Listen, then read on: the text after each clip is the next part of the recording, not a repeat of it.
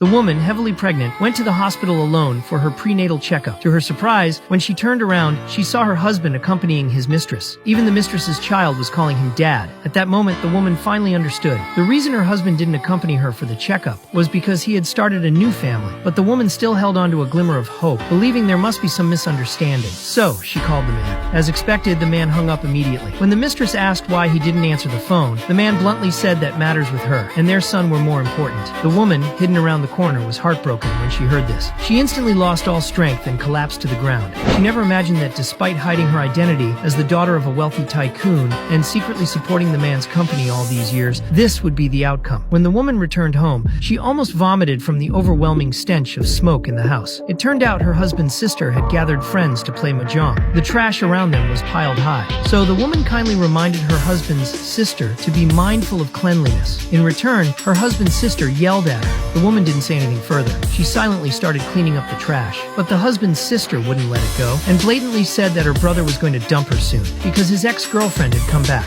As soon as she finished speaking, the man arrived home with the mistress and her child. The boy didn't hesitate to call the man dad. The woman demanded an explanation from the man, but the man said the child didn't know any better and that the mother and son were just staying at the house temporarily. He told the woman not to overthink it, but how could the woman not think more at this point? So she questioned the man about whose child this was. Before the man could answer, the boy suddenly clutched his chest in pain. The man quickly crouched down to comfort him. Then he stood up and explained that the boy had a heart condition, asking the woman not to scare him. As the woman watched the man's concerned expression, she had her answer. At this moment, the mistress pretended to be pitiful, saying that the woman didn't welcome her and her son, and that she could leave right now if that was the case. Upon hearing this, the man insisted that they stay, and said he would explain everything to the woman in a month. By now, the woman couldn't bear it any longer. She immediately declared that if the mistress stayed, she would leave, and vice versa. Seeing the man's long silence, the woman understood his decision. She then went upstairs to pack her things and leave. But at the staircase, she was stopped by the boy. At this moment, the boy revealed the truth, saying his condition wasn't serious at all. He pretended to be ill just to prevent her from taking the man away.